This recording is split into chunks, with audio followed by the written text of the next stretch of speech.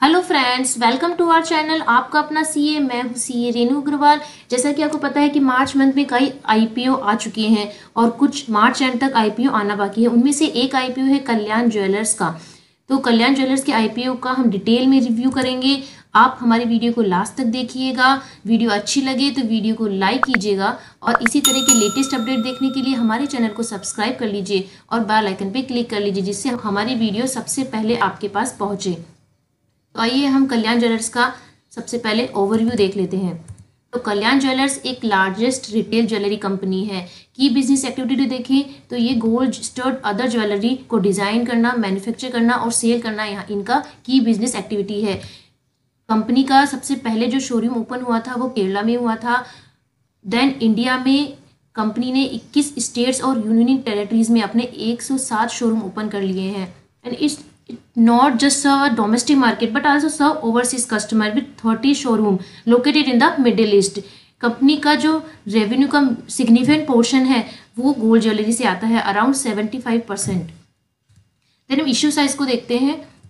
तो कंपनी की जो प्रमोटर है वो है TS कल्याण रमन। इशू साइज को देखें तो 1175 करोड़ का ये इशू है। फ्रेश इक्विटी शेयर 800 करोड़ के हैं और ऑफर फॉर सेल 375 करोड़ के हैं। ऑफर फॉर सेल में 125 करोड़ के जो शेयर हैं वो कंपनी के जो प्रमोटर है TS कल्याण रमन वो ऑफलोड कर रहे हैं और 250 करोड़ के जो शेयर हैं वो कंपनी के जो इन्वेस्टर है हाई डेल इन्वेस्टमेंट ऑफलोड कर रहे हैं। जो टोटल इशू साइज है 1175 करोड़ का, उसमें 50% QIBs के लिए रिजर्व रखा जाएगा, 35% रिटेल इन्वेस्टर्स के लिए, 15% नॉन इंस्टीट्यूशनल इन्वेस्टर्स के लिए रखा जाएगा। देन हम इशू का ऑब्जेक्ट देखते हैं कि इशू लाने का जो मेन ऑब्जेक्टिव था वो कंपनी की जो वर्किंग कैपिटल रिक्वायरमेंट है उसको फुलफिल करना और उसके साथ साथ जनरल पर्पस जो कंपनी के हैं उनको मीट आउट करना है। फाइनेंशियल ओवरव्यू को देखते हैं हम। तो जो कंपनी का रेवेन्यू है वो लास्ट 3 ईयर्स में एक स्टेबिलिटी बनाए हुआ है। मोर और लेस 10,000 करोड़ के नियर कंपनी का रेवेन्यू है। लोकेशन वाइज हम कंपनी के रेवेन्यू को देखते हैं तो 52% जो रेवेन्यू है वो साउथ इंडिया से आ रहा है, 22.6% रेवेन्यू मिडिल ईस्ट से है और 25.4% रेवेन्यू रेस्ट ऑफ इंडिया से आया है। देन हम प्रोडक्ट वाइज रेवेन्यू का शेयर देखें तो 74.8% जो कंपनी का रेवेन्यू है वो गोल्ड ज्वेलरी से कंपनी ने बुक किया है। देन 23.4% रेवेन्यू स्टड ज्वेलरी से एंड 1.9% जो रेवेन्यू है वो अदर ज्वेलरी से आया है। नेट प्रॉफिट को देखें तो फाइनेंशियल 18 में कंपनी ने 142 करोड़ का प्रॉफिट बुक किया था। देन एकदम से कंपनी का जो प्रॉफिट था वो डाउन होकर नेगेटिव में आ गया। देन फाइनेंशियल 20 में कंपनी ने फिर ग्रो किया और 143 करोड़ का प्रॉफिट बुक किया। फाइनेंशियल 19 में प्रॉफिट नेगेटिव जाने का रीज़न ये था कि जैसा कि मैंने आपको दिखाया कि इसका रेवेन्यू का जो 52% शेयर है वो साउथ इंडिया से आता है। तो फाइनेंशियल 19 में साउथ इंडिया में फ्लोट्स आ गए थे, तो उसके रीज़न से कंपनी का जो पूरा बिजनेस था, प्रॉफिट था, वो पूरा डाउन में चला गया था, इसलिए वो नेगेटिव हो गया। और करंट फाइनेंशियल ईयर में 3 क्वार्टर्स का रेवेन्यू प्रॉफिट डिक्लेयर किया जा चुका है। तो कंपनी का जो रेवेन्यू है वो भी लास्ट 3 ईयर से कंपेयर करें तो डाउन है और प्रॉफिट भी नेगेटिव है। उसका रीज़न है कोविड। आईपीओ की डिटेल और टेंटेड टाइम टेबल को देख लेते हैं। तो जो शेयर प्राइस है वो 10 पर इक्विटी शेयर है। आईपीओ प्राइस बैंड को देखें तो 86 to 87 पर इक्विटी शेयर है। मार्केट लॉट 172 शेयर का है और जैसा कि मैंने आपको बताया कि इशू साइज जो है वो 1175 करोड़ का है। उसमें फ्रेश इशू 800 करोड़ के हैं और ऑफर फॉर सेल 375 करोड़ का है। आईपीओ की जो ओपन होने की डेट है वो 16 मार्च है। क्लोजिंग डेट 18 मार्च है।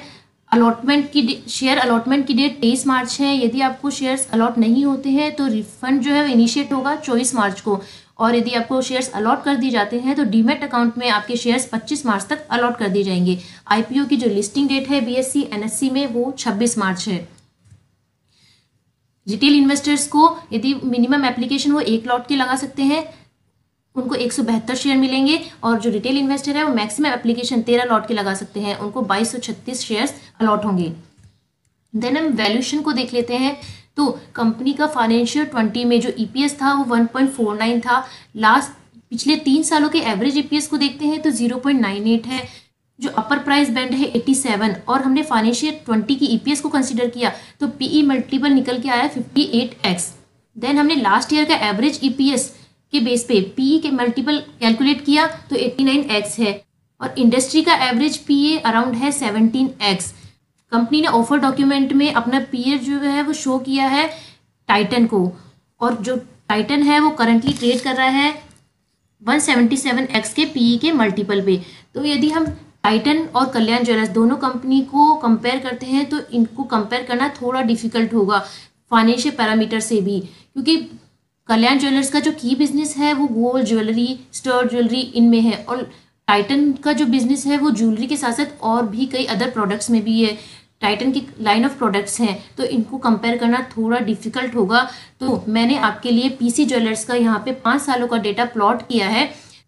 तो पीसी ज्वेलर्स का रेवेन्यू को देखें तो ये कंटिन्यूसली डाउन में जा रहा है, और इसका बेसिक ईपीएस को देखें तो मार्च 16 में 22.25 ईपीएस था जो कि डाउन होके मार्च 20 तक 2.10 आ गया है।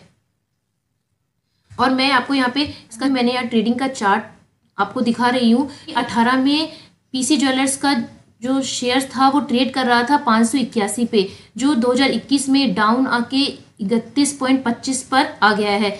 शेयर्स 31.25 पर ट्रेड कर रहा है, और जुलाई 2020 से वो स्लाइटली एक स्टेबिलिटी बनाए रखा है।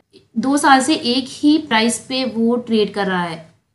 तो हम अब कल्याण ज्वेलर्स की यदि करंट प्राइस बैंड को देखें जो कि है 87 और उसकी परफॉर्मेंस को कंसीडर करके देखते हैं तो जो शेयर है वह स्लाइटली ओवर प्राइस्ड रहने वाला है।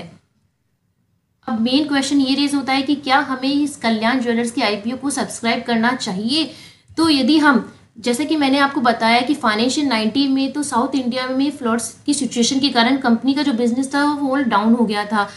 तो हम फाइनेंशियल 80 और फाइनेंशियल 20 के फाइनेंशियल परफॉर्मेंस को कंसीडर करते हैं, और जो करंट फाइनेंशियल ईयर है उसके लेटेस्ट फाइनेंशियल डेटा को कंसीडर करें तो लास्ट जो 9 मंथ्स है उसमें जो लॉसेज हैं और जो offer price is at a negative PE.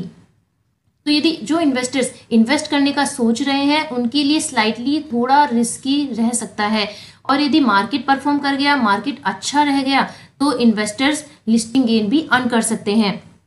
और आप भी कल्याण ज्वेलर्स की जो फाइनेंशियल डेटा है जो कि मैंने आपको बताए हैं उनको एनालिसिस करके अपने व्यू हमें कमेंट बॉक्स में ज़रूर बताइए। और इसके साथ साथ क्राफ्ट्समैन ऑटोमेशन का भी आईपीओ आ गया है, और मैंने उसके लिए एक अलग से डिटेल में रिव्यू का वीडियो बनाया है, तो आप हमारे यूट्यूब चैनल लिंक पे जाके वहाँ से देख सकते हैं। मैं उसका लिंक डिस्क्रिप्शन बॉक्स में डाल दूंगी, और इसी तरह के लेटेस्ट जो आईपीओ अब आने वाले हैं उसकी वीडियो हम जल्दी ही बनाएंगे। तो आप हमसे जुड़े रहिए और हमारे चैनल को सब्सक्राइब कर लीजिए और बेल आइकन पे क्लिक कर लीजिए, जिससे जैसे ही मैं वीडियो अपलोड करूं सबसे पहले आपके पास पहुंचे। और वीडियो अच्छी लगे तो लाइक करना ना भूलिए। Thank you.